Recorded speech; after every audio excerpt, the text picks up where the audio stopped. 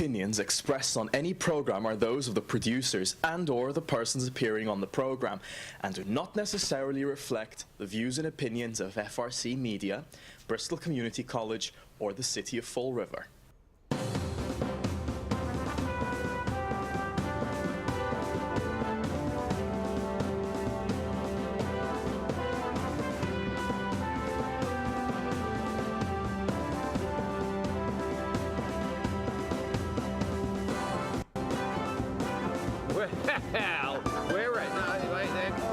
More technical. Hello, welcome to Spindle City Straight Talk. I'm the invisible man, Chipper. Oh, there I am. That was done by our tech guru, and hi, it's CJ. He said, put it on 4. I said, why? And who's our third person there? I can see him on the screen. I'm Carlos. Yeah, and we've had a lot of fun just before the show, which is nice. Our hypertension levels are down, and we're going to start our yoga classes right after the show. But as many of you are aware, last night we broke the news on South Coast Media and Spindle City Straight Talk that there's a question of the appointments on the 6th floor for the Chief of Staff and for our Corporate Counsel, who, by the way, is part-time and also can't litigate. So we should have some fun on that one. But, you know, this is getting to be a very interesting week, to say the least, and I'm having fun with it. But for our viewers' knowledge, September 16th is the People's Debate. We've already started receiving questions from the viewers and from the citizens of Fall River.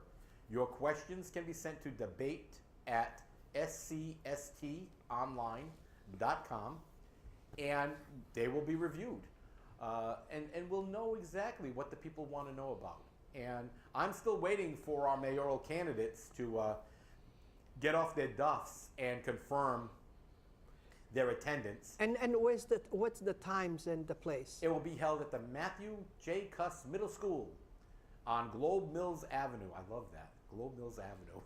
Globe Mills, It's a nice app. Spent a lot of time on that avenue. Yep. And it will be at 6 p.m. It will be a 2-hour debate. It will be aired live on FRG TV, FRC Media, and the corresponding websites. And we're hoping that we can offer this debate also in Spanish and in Portuguese. So if you're a good translator out there, give us a call, let us know, because we're always looking for some good help in the translation department. And now I'm going to turn this matter over to the official gentleman of the I'm very ticked off department, and and we're going to hear from good old Chip Camara.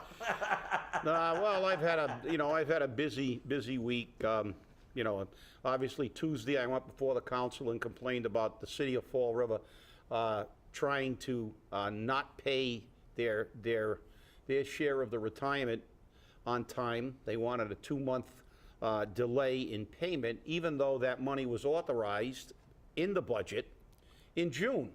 And it was due in October, and they wanted a delay till January. So at the meeting that was proposed by Mr. Nunes, I abstained from the vote, and I said I wanted an impact study of what that delay would cost.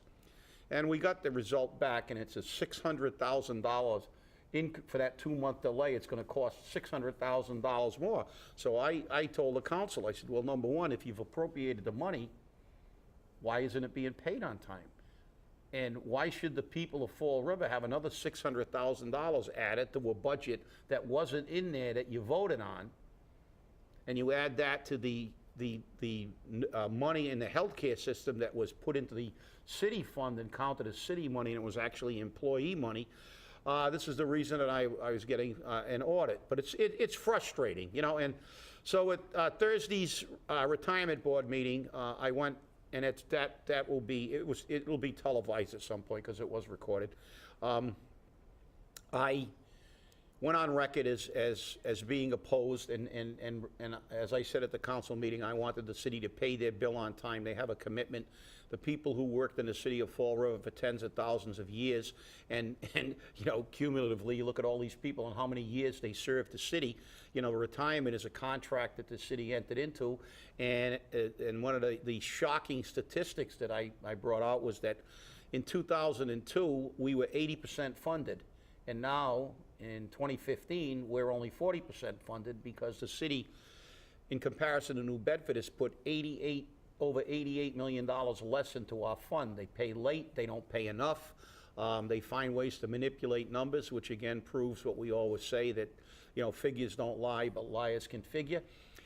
And I just went on record and said, I want to go on record as voting no, now that the report, and I stipulated the budget, and Mr. Gupta was there this time, and he went, oh, well, you know, and then the board made a motion to reconsider allowing them to pay late, and they reconsidered the motion and voted to require the city to pay on time, which I felt was the proper action to do. I'm glad that they supported that position, because, you know, we blow enough money. We saw a city council meeting on Tuesday. They're spending money on barrels. They're spending money for obsolete computers, and, you know, this is the whole thing.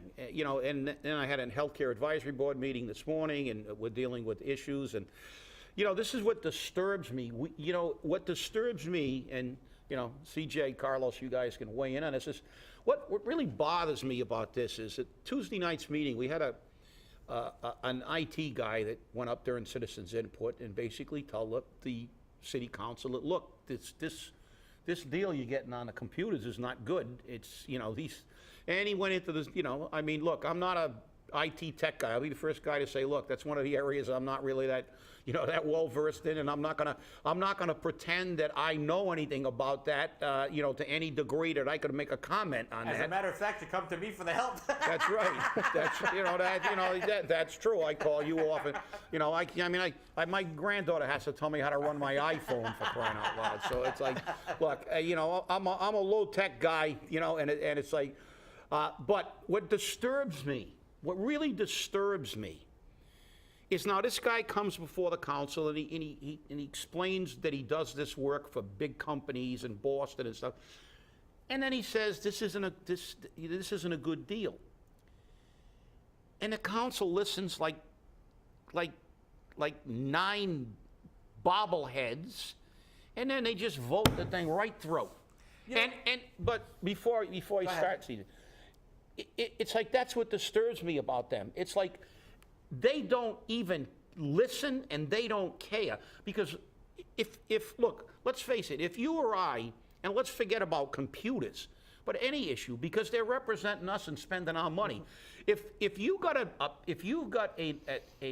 bid on your roof, and then you were getting ready to give this guy the job, and then somebody came up and said, oh, that guy's had a lot of complaints against him. He uses inferior material. Even if the guy was wrong, you're going to check it out. Mm-hmm. You're going to check it out.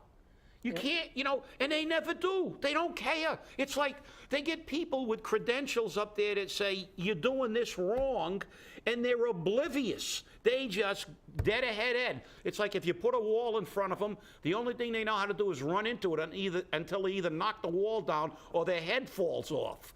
And it's like, that's what really bothers me about these people. They're not representing our best interests. For God's sakes, if somebody tells you that they have an issue with something you're considering spending money on, what is the problem in tabling it while you investigate? And if the allegations are wrong, then you can say, we checked, this guy was not accurate, and then we can then say, taxpayers, we have done our due diligence, and we're spending your money in the best way possible.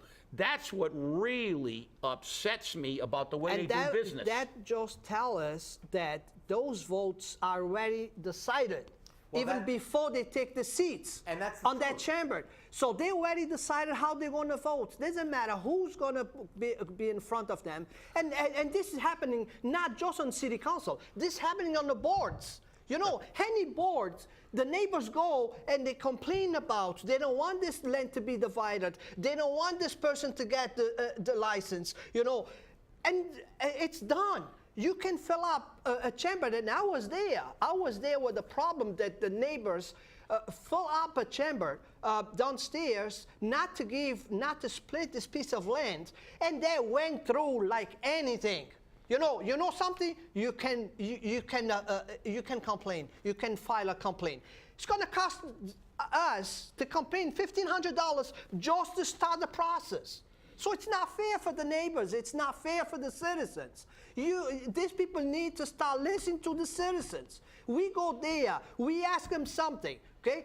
The minimum that you can do to try that you are listening to us is the table. I was going to vote for it, but this new information came in. I want to make sure that I'm doing the right thing. It's the only thing that we asking you to do is when you have a citizen that goes in front of you and allegates something, okay, you need to prove it first if it's true. Yeah. And you table it. So at least you give us at least the sense they're going to look into it. But you know, Carlos, this is the problem. And this complaint has been coming out of the citizenry for some time now about citizens' input time and about the boards, that when you go in and you sit down and you have thought what you're going to say to them, number one, you've got to compress it because they will not allow you to go over 3 minutes unless you're special. Or you're from Swansea and you're a messiah. Or you have a CEO right here in front of you. Exactly. But I know that I've stopped going to city council meetings to put any citizens' input in because I've sat there numerous times and I see them playing with their papers and looking in their drawers. Those rocking chairs had to go. Those rocking chairs had to go. Chairs, and they're like, I can't be bothered listening to you, just go away. And whether you're right or wrong is irrelevant. The fact that you're a citizen and you're saying your position, that is important. And for that to be dismissed as though you're irrelevant really is infuriating a great deal of the citizenry. And this is why I'm a firm believer that the counselor in seat 1 to the counselor in seat 8 plus the presidency all need to go, because all of them are disrespectful. They are all not paying attention to what people have to say, and more importantly, they're ignoring the voter. They're ignoring what the voter is asking for and asking them to do. And all they do is what they're told to do. It's like bobbleheads. Yeah. Yeah. Well, you're right, CJ. And the fact is, what they're doing, which is more heinous, is the fact that they're not doing what they were elected to do. That's represent the people. And they also, I've revised my opinion. It's no longer a monarchy; it's an oligarchy. But the fact is that we have these people that run this community, and there is a double standard. And anybody who thinks that there isn't a double standard, I encourage you to watch the last meeting when the two people who lived on Hyacinth Street came up and talked about how much money they were spending, thousands and thousands of dollars, and they've had a problem for 2 years, a year and a half, and the city's done absolutely nothing for them. Why? If they were politically connected, they would have had the entire DPW out there. They would have, look what they did on Duval Street for one of the shakers and movers. He bought a building and they put aside projects and moved his project to the top of the heap. And it's like, okay. He got new sidewalks before the building got windows. Exactly. But I mean, and then we have. Did they account for the windows? Did they account for the windows? No, and that's the second half of the equation. What you alluded to before, there's some issues here. But a lot of people don't realize, and since there's been a complaint filed,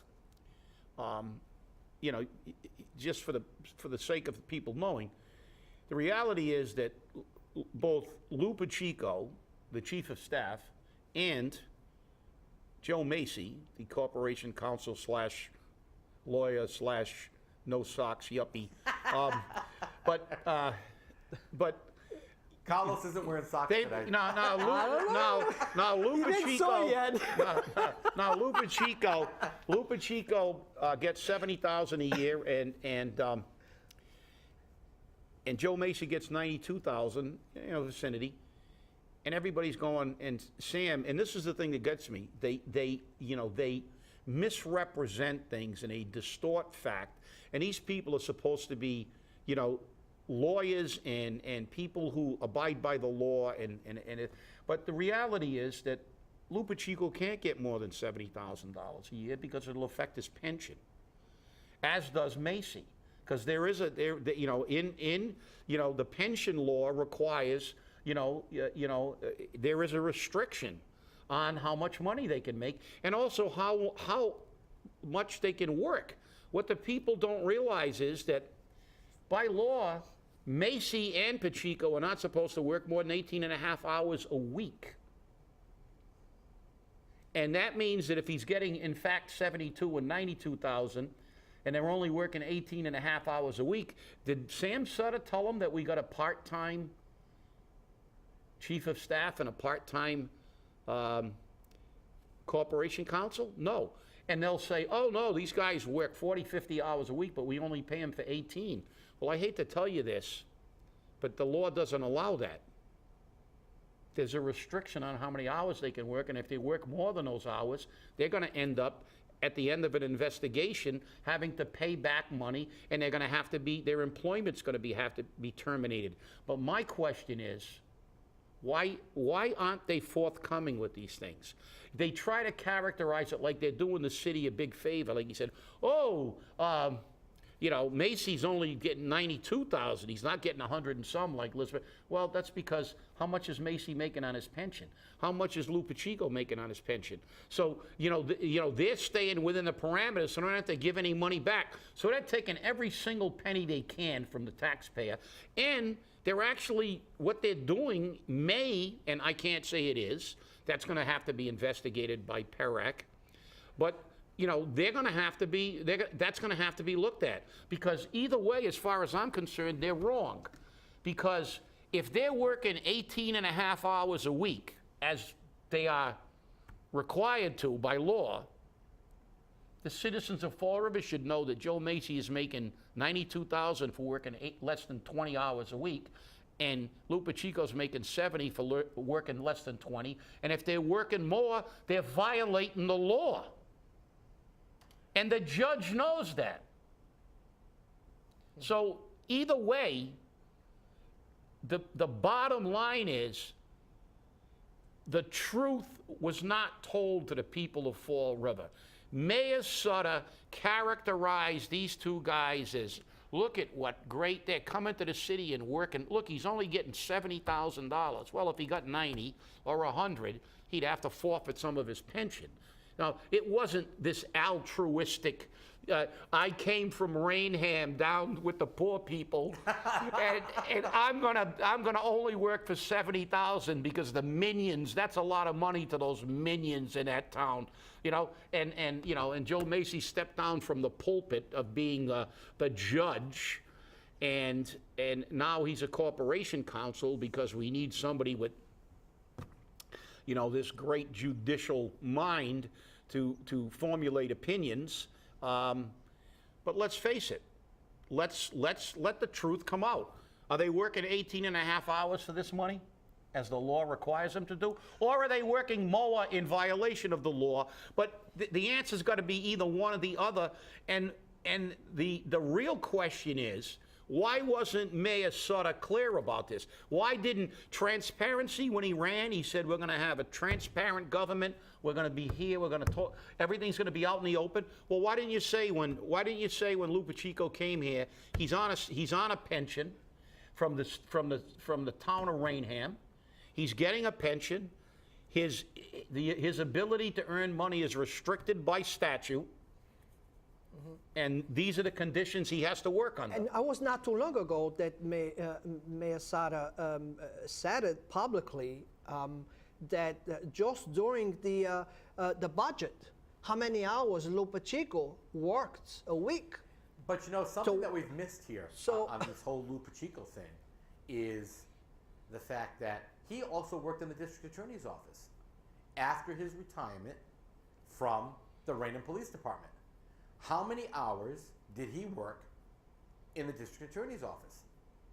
So, I mean, you know, PERAC's going to look at this. They're going to say, wait a minute, you're doing this here. What did you do there? And, you know, this is opening up a huge can of worms. But again, let's quote a great judicial mind that says it's all perfectly legal until challenged in court. Yeah, well, the city's response was they're paying them, that pay is for 18 and a half hours. If that's the truth, I want to see it in the Herald News. We broke let the Herald News investigate now. Go ahead, boys. We gave it to you again. Here's your story. Go check. Right. Send one of your reporters over there and say, what is he getting paid for on the books? Is he being paid for 18 and a half hours? And then divide 18 and a half hours per week, even if he worked 52 weeks a year, and then divide that number of hours into $70,000, and you'll find out that Lou Pacheco, if that's the case he's being paid for, he's making $77 an hour. Exactly. And the other guy's making over $90 an hour. Almost 96. Almost $96 an hour. So, you know, is that what the public wants? And if they're working extra and they go, oh, well, they're volunteering the rest of their time. No, they're not. That's a pretty good salary, even if you worked a 40-hour week and a 50-hour week before. But the fact is, that's not the way the law is interpreted. PERAC doesn't allow them to do that. What you have to do is terminate their employment and bring them back you can't keep them on the books as a city employee. They've got to come back as a volunteer. Right. Otherwise, it's considered work. You know, and this is going to be, you know, like I said, you know, these were allegations brought forth by an anonymous, I don't know who it was, but obviously anonymous, but somebody, I guess, wrote and complained to the state, and that's being checked into. But what's more important to me is truth, transparency to the people of Fall River. Did Sam Sutter say Lou Pacheco's getting $70,000, and that's what he's getting for an 18 and a half hour work week? And that's and he did say that Joe Macy's working for only $92,000, unlike Liz, who was getting 120, 100 and something. But Liz was not working 18 and a half hours. They're being paid for 18 and a half. So if they're being paid for 18 and a half, who's that guy in the middle? Oh!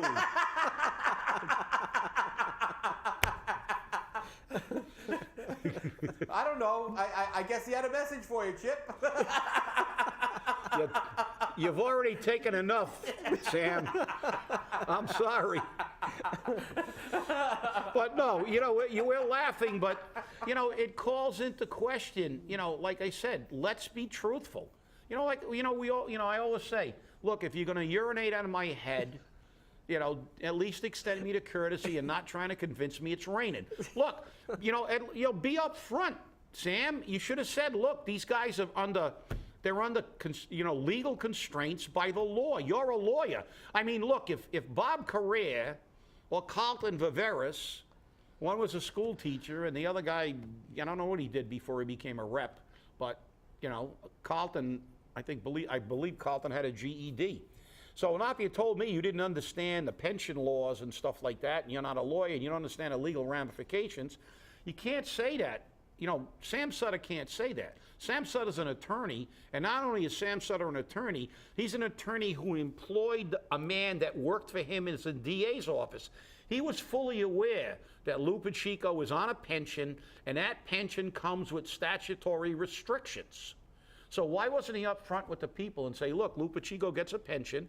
Don't try to make it like this grandiose gesture. Oh, you see, I brought this genius into the city and he's working for peanuts. He's working for as much money as he can get without paying a penalty. So that's not too altruistic in my book. Hey, this is Fall River. This is where families run away. But, you know, this is the problem. And, you know, again, I'm obviously kicked off another Christmas card list, and I'm going to be devastated by it. But, you know, we bring these stories out. We present this information, and people follow up on what we say because we base our stuff on fact. And that fact is important. We stand by what we say because we have the background in it. But to the individual who filed this anonymous complaint, you obviously have a set of cojones on you that is admirable. But next time, don't tell people who you talked to beforehand in your letter. Yeah, I saw the letter too, and I guess they were really upset. They're trying to determine who it was. But I can tell you one thing: it wasn't me, because everybody knows me well enough to know I would never send in an anonymous letter. I would have brought it in, and I would have had all the TV cameras there when I sent the letter. I would have had a picture of myself at the end of the letter. So there's absolutely, it was not me, and like I said, it's a. But it was, that letter was sent, and, it's out there now, and there's a more important thing than that. It's a question now of, even if this person, whether he's right, wrong, or indifferent, he is right about these restrictions. And whoever wrote that letter did understand, the law pretty well.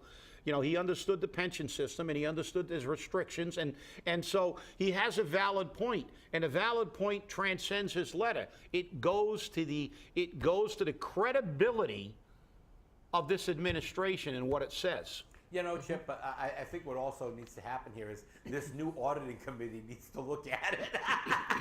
Yeah. And find out if there's any wrongdoing here. Yeah. Because, the auditing committee is going to make sure that the books are accurate. Yeah, and just like the 22 windows. Yes, exactly. I'm going to take a wild guess before we get it. There'll be no finding. But, we laugh about this, but this is what's become a Fall River.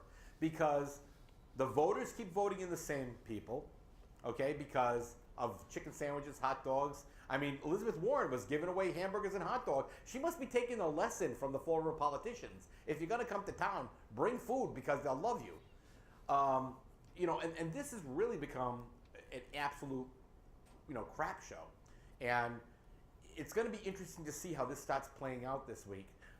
We do have requests from people to have commentaries on the show, and as we've said before, not a problem. And I believe you are sitting right next to a person who wants to have a commentary next week.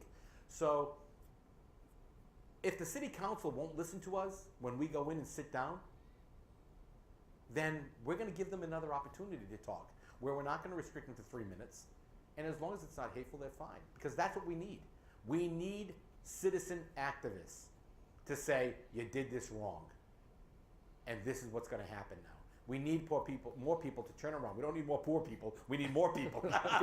Yeah, and it's not about, and like you said, it's not hateful. It's not, look, it's nothing personal. I mean, I don't dislike Lou Pacheco. The fact is that, but let's call a spade a spade. If you're double dipping, if you're making as much money as you can, admit it. I mean, be shameless. Because.